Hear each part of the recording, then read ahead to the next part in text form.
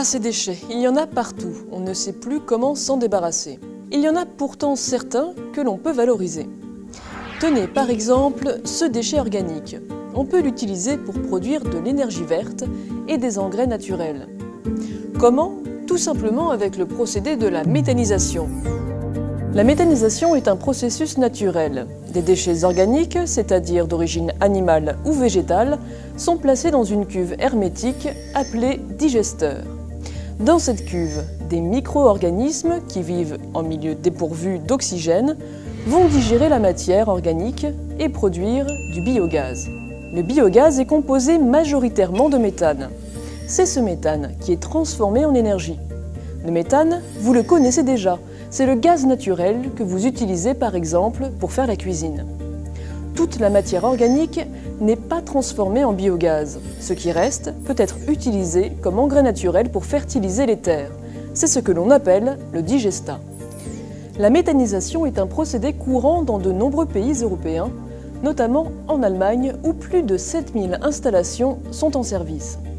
En France, le potentiel est encore sous-exploité, environ 350 sites de valorisation du biogaz fin 2012, mais le contexte est aujourd'hui favorable au développement de la filière.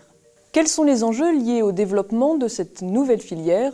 Pour le savoir, nous sommes en direct avec le directeur régional de l'ADEME, Champagne-Ardenne.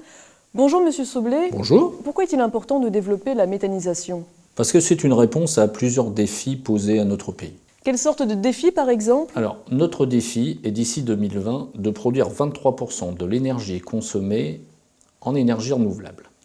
Et le biogaz, grâce à la méthanisation, peut nous permettre d'atteindre cet objectif. Et aussi de diminuer les gaz à effet de serre. Mais alors, que fait l'ADEME pour aider au développement de la filière ? Alors, l'ADEME intervient à 3 niveaux. Elle peut subventionner des projets. Elle participe à l'animation de la filière en organisant soit des colloques, soit des formations. Enfin, elle participe au financement de la recherche et d'évaluation. Merci beaucoup, Monsieur Soblet. Merci à vous. Les enjeux liés à la méthanisation sont importants. Quelles sont les perspectives ?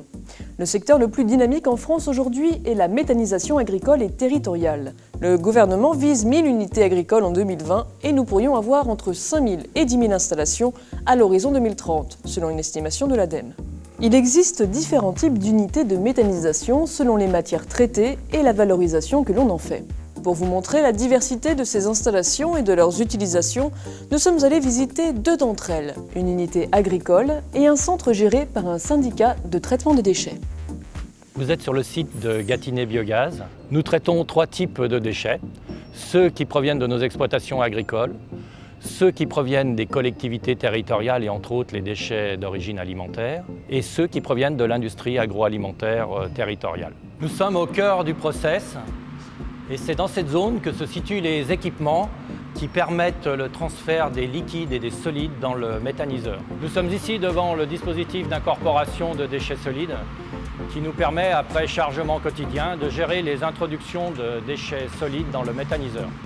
Ces cuves de stockage sont conçues pour stocker les liquides organiques en amont du processus de fermentation. Cela nous permet de gérer quotidiennement un approvisionnement régulier du méthaniseur.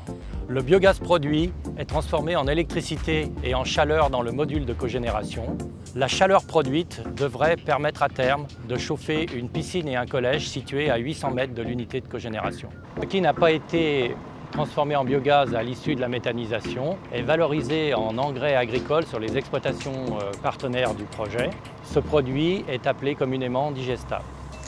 À 400 km de là, dans l'usine de Métavalor située à Morsbach, en Moselle, le biogaz est, lui, produit à partir des déchets organiques triés préalablement par les habitants. C'est un des premiers sites en France où le biogaz, raffiné en biométhane, est injecté dans le réseau de gaz naturel et utilisé comme carburant pour faire rouler des véhicules.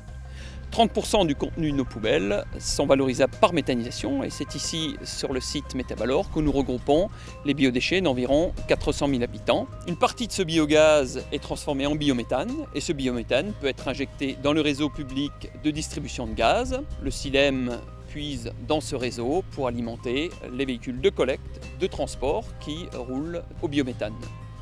Et notre territoire devient source d'énergie. Une partie du biogaz produit ici à Métavalor est épurée puis injectée dans le réseau existant de distribution de gaz naturel de la communauté d'agglomération de Forbach. Cette énergie verte produite localement est aussi consommée localement. Pour faire fonctionner cette station, il faut du biométhane. Ici, on peut faire le plein de son véhicule en GNV. Alors qu'est-ce que le GNV? C'est un carburant, au même titre que le gazole ou l'essence. Il a cependant des avantages, certains.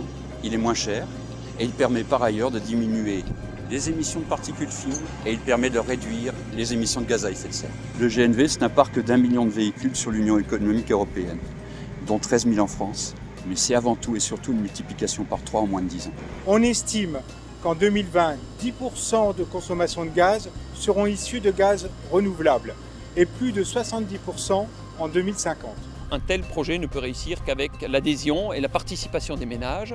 C'est pour cela qu'il nous faut en permanence informer, communiquer, concerter et rappeler les enjeux.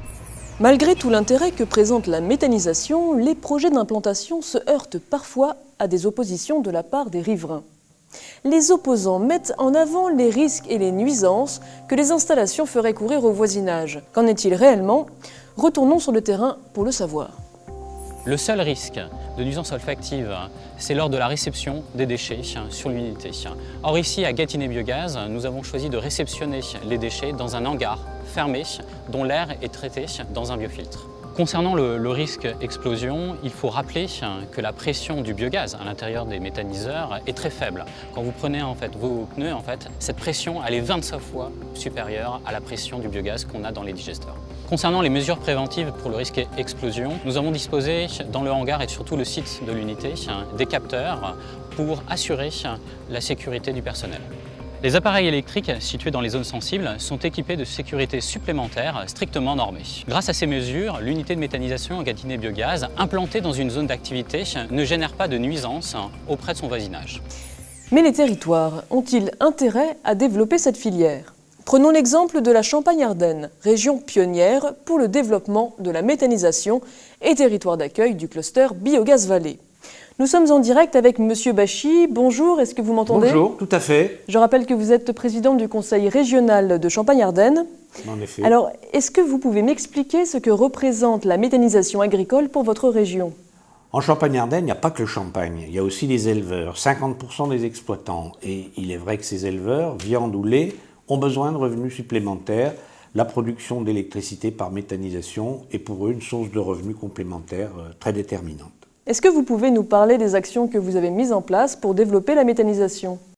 Deux types d'actions, une aide individuelle à ceux qui investissent dans des méthaniseurs, et puis un travail de sensibilisation pour développer la filière avec la volonté de montrer que c'est une filière rentable et donc intéressante pour les exploitants.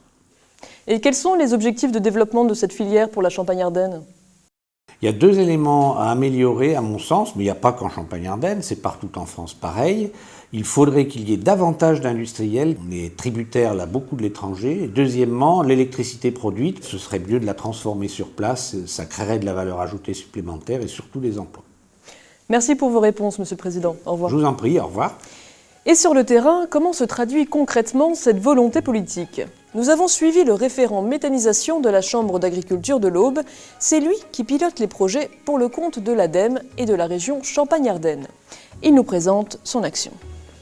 Aujourd'hui, les chambres d'agriculture sont particulièrement impliquées dans le développement de la méthanisation agricole et territoriale. Notre action se traduit par la sensibilisation des exploitants agricoles et viticoles à la méthanisation, mais aussi et surtout par l'accompagnement des porteurs de projets, depuis l'initiation du projet jusqu'à sa réalisation et son suivi. Notre objectif à 7 ans est de développer une 50aine d'unités de méthanisation, toujours dans le respect de l'environnement et de la population, et l'unité de méthanisation du GAEC du Toit Philippe-Otto en est l'un des exemples concrets. En plus de l'électricité verte vendue, nous pouvons chauffer un élevage de lapins, notre maison d'habitation, ainsi qu'une installation de séchage en grange. Donc l'intérêt est triple par rapport à notre exploitation laitière en production biologique, une meilleure autonomie alimentaire par rapport à l'alimentation du troupeau, une moindre dépendance par rapport à nos systèmes de chauffage, ainsi qu'un engrais plus assimilable par les plantes. La méthanisation, ce sont aussi des entreprises qui se développent et des emplois qui sont créés. La société Holding Verte a fait le pari de la méthanisation depuis 2008. Voyons comment elle contribue au développement de cette filière. Holding Verte développe et finance des projets aux côtés de 3 types d'acteurs, agriculteurs, industriels et collectivités locales. Notre métier répond à 3 besoins principaux. L'ingénierie projet, le financement, qu'il soit en dette ou en fonds propres, et la fédération d'acteurs aux cultures et aux savoir-faire différents, qu'ils soient biochimistes, agronomes, génie civilistes ou énergéticiens. D'après les chiffres de l'ADEME, la filière est en mesure de créer à l'horizon 2030 plusieurs milliers d'emplois, et c'est un marché très important de construction, d'ingénierie, de maintenance et d'exploitation. D'autres acteurs jouent un rôle essentiel dans le développement de la filière, par exemple Biogaz Vallée, le cluster de la méthanisation. Alors, à quoi sert un cluster? Élément de réponse avec Nicolas Juillet, vice-président du Conseil général de l'Aube et trésorier de Biogaz Vallée. La Biogaz Vallée est le cluster de la méthanisation en France, créé par les industriels et le Conseil général de l'Aube. Cette association a pour but le développement de la filière méthanisation par le partage des savoir-faire, la formation et la diffusion technologique. Notre but est d'aider à la création d'une filière industrielle porteuse de valeur ajoutée et créatrice d'emplois qualifiés. Cela passe notamment par notre cercle de soutien à la méthanisation Métalliance, la création d'un fonds d'investissement et la création d'un laboratoire démonstrateur afin d'optimiser les process industriels. On le voit, les enjeux sont importants, des acteurs s'engagent et la filière s'organise. Des solutions existent pour développer des installations qui respectent l'environnement et les habitants. Cependant, malgré tous les atouts de la méthanisation, de nombreux freins ralentissent son développement. Il s'agit maintenant de passer à la vitesse supérieure. Nous importons 98% de notre gaz naturel. Or, d'ici 2020, le biogaz à lui seul pourrait couvrir 5 à 10% de nos besoins. Pour approfondir ce sujet, rendez-vous sur les sites qui s'inscrivent à l'écran. Cette émission est maintenant terminée. Merci de nous avoir accordé votre attention. Au revoir.